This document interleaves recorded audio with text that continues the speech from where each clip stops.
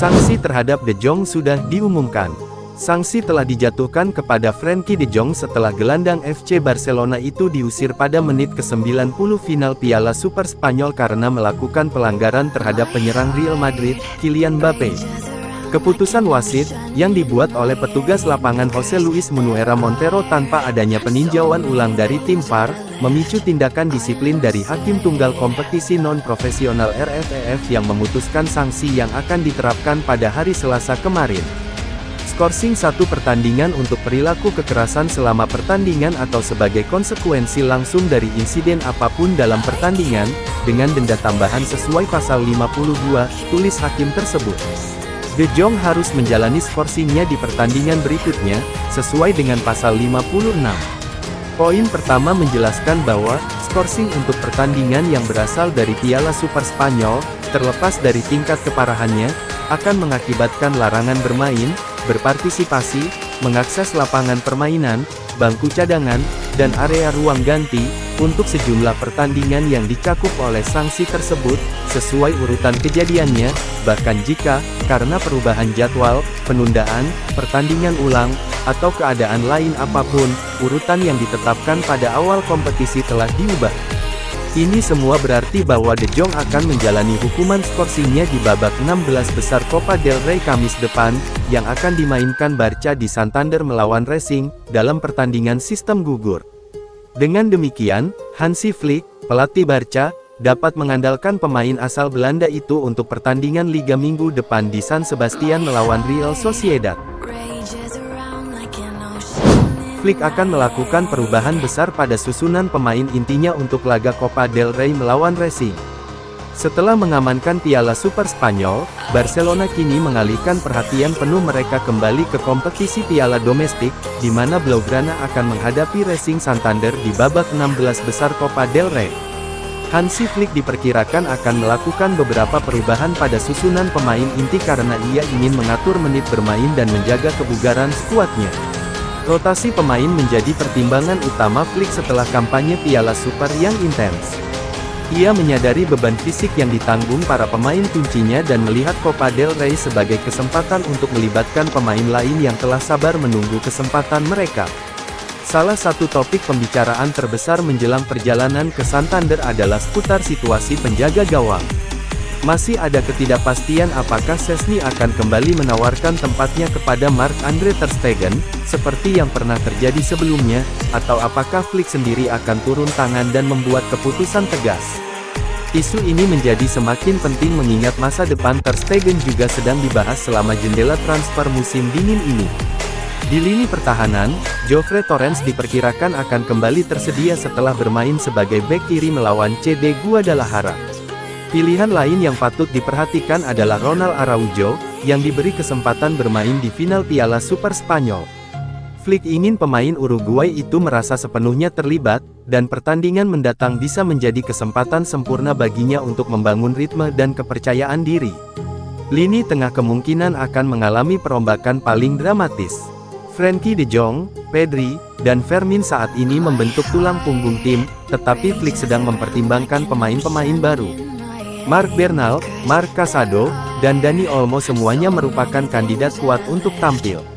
Apakah ketiganya akan bermain bersama sebagai starter masih harus dilihat, tetapi ada kemungkinan besar lini tengah akan dirombak total. Di lini serang, baik Ronny Bargi maupun Marcus Rashford menargetkan untuk menjadi starter di Copa del Rey. Flick tidak meremehkan Racing Santander, karena ia tahu mereka adalah tantangan yang jauh lebih berat daripada lawan Barcelona sebelumnya di Copa del Rey. Salah satu opsi yang dipertimbangkan adalah mengulangi formasi trio Bargi, Lamine Yamal dan Rashford, dengan menempatkan pemain seperti Ferran Torres, Robert Lewandowski, atau Rafinha di bangku cadangan. Yang jelas, Bargi dan Rashford kemungkinan akan menempati posisi sayap, karena keduanya memiliki sesuatu yang ingin mereka buktikan. Inilah yang dikatakan Cancelo dalam presentasinya. Joao Cancelo kini berbicara layaknya pemain FC Barcelona. Bek sayap asal Portugal itu secara resmi diperkenalkan pada hari Selasa di markas klub setelah seharian diwarnai penundaan akibat masalah birokrasi. Dan ia tidak merahasiakan kebahagiaannya memulai periode keduanya bersama Blaugrana. Cancelo menyatakan bahwa tujuan utamanya adalah menikmati bermain sepak bola dan membantu tim bersaing memperebutkan gelar.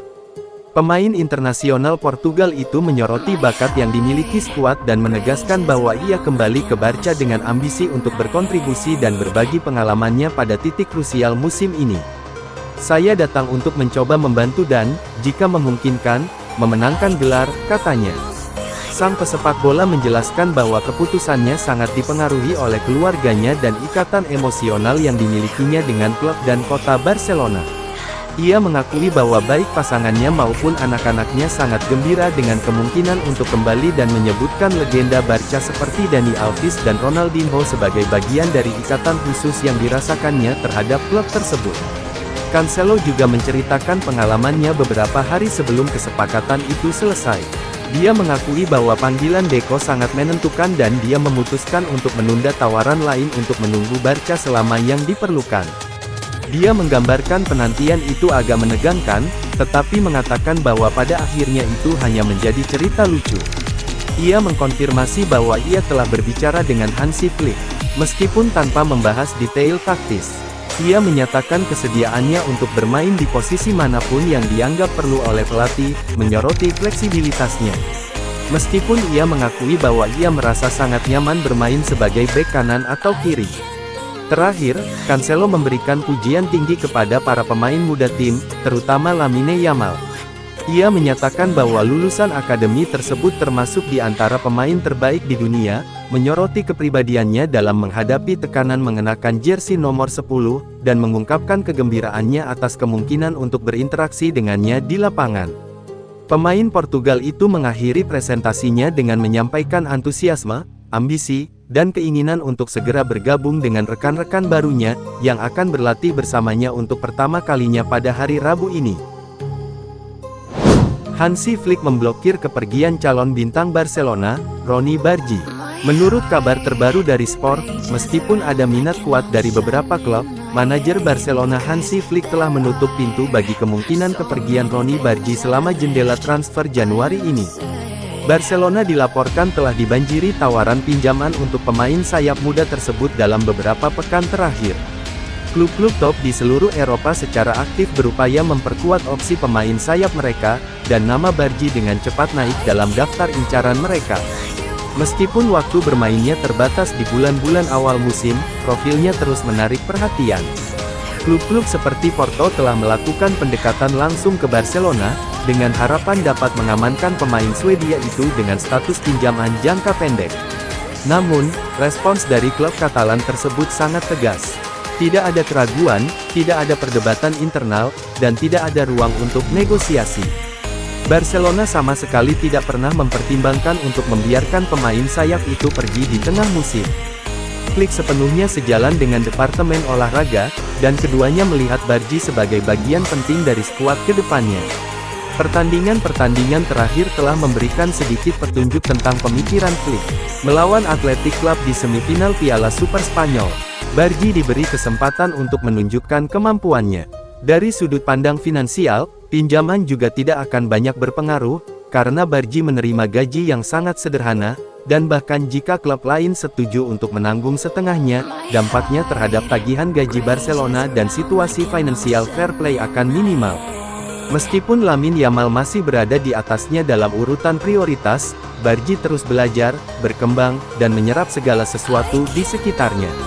Perkembangannya stabil, dan klub yakin kesabaran akan membuahkan hasil.